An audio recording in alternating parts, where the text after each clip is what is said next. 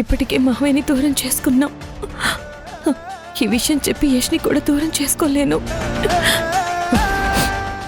ఈ విషయం యష్కి తెలియకూడదు.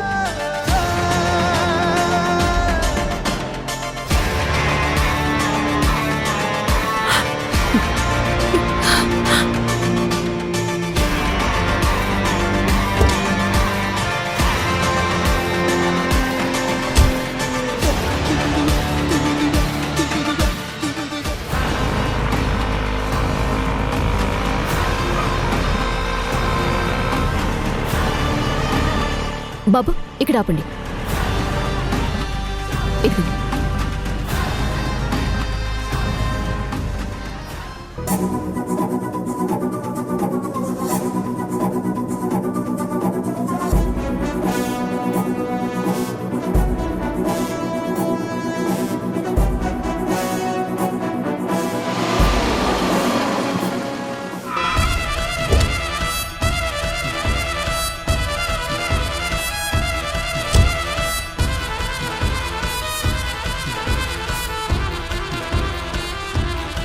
మానవతా దృక్పథంతో నన్ను బయటికి తీసుకురావాలని లాయర్తో చెప్పించు.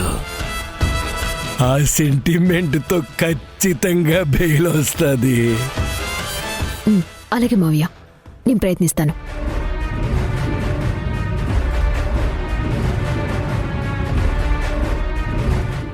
ఓకే.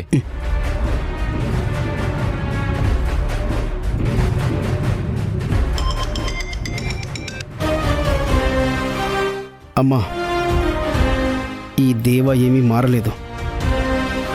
చివరికి మీకు బాలేదని జైలు నుంచి బయటకు వచ్చి సింధమ్మ జీవితాన్ని నాశనం చేయాలని చూస్తున్నాడు. మీరు వెంటనే బయలుదేరి రావాలి.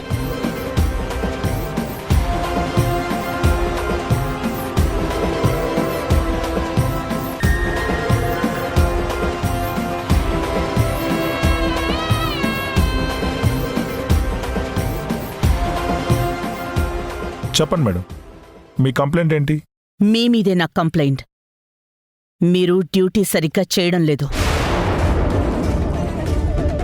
అర్థం కాలేదండి. ఇక్కడ అరెస్ట్ అయిన మారుతీరావుకి బెయిల్ ఇచ్చారా లేదా? తన వైఫ్కి బాలేదంటే కోర్టు బెయిల్ అప్రూవ్ చేసింది. నేనే తన భార్యని. నేను బాగానే ఉన్నానే. తను చెప్పింది నమ్మడమే గాని ఎవరికి ఏమైందో తెలుసుకోకుండా ఒక క్రిమినల్ని పిల్లల ప్రాణాలకి ముప్పు అని తెలిసినా అజాగ్రత్తగా బెయిల్ ఎలా ఇస్తారు? నా భర్త బయటపడ్డం కోసం నా చావునే కోరుకున్నాడు. నేనిక్కడ క్షేమంగానే ఉన్నాను. చాలా సేఫ్గా ఉన్నాను. అబద్ధపు రిపోర్ట్ సృష్టించి జడ్జి గారిని మిమ్మల్ని బురిడి కొట్టించి బయటకొచ్చాడు ఆ మారుతీరావు. అంటే ఇదంతా ఆయనే ప్లాన్ చేశారా? ఇంకెవరు చేస్తారు? వాడు మారుడు. ఆ రక్తంలోనే మోసం ఉంది. నా పేరు వాడుకుని నేను చచ్చిపోతున్నానను సాకు చూపించి బయటికి వచ్చాడు. ఇప్పుడు బయటవాడు ఏ విధ్వంసం సృష్టిస్తాడో మీకు తెలుసా? వాడు ఎక్కడున్నా సరే క్షణం ఆలస్యం చేయకుండా వెంటనే అరెస్ట్ చేయండి. మేడం చెప్పింది విన్నారు కదా సార్. వాడు చట్టాన్ని తప్పుదోవ పట్టించాడు. వెంటనే వాడిని వెనక్కి తీసుకుని వచ్చి ఊసలు లెక్క పెట్టించండి. చట్టాన్ని గౌరవించి ఇంకా పోలీసుల మీద గౌరవం ఉంచి నేను ఇక్కడి దాకా వచ్చాను.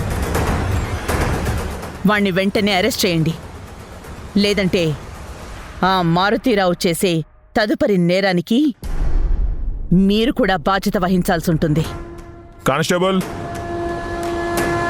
సార్, వెళ్ళి ఆ సెల్లో ఉన్న పొలిటీషియన్ తీసుకురా. Okay sir. వెళ్ళు.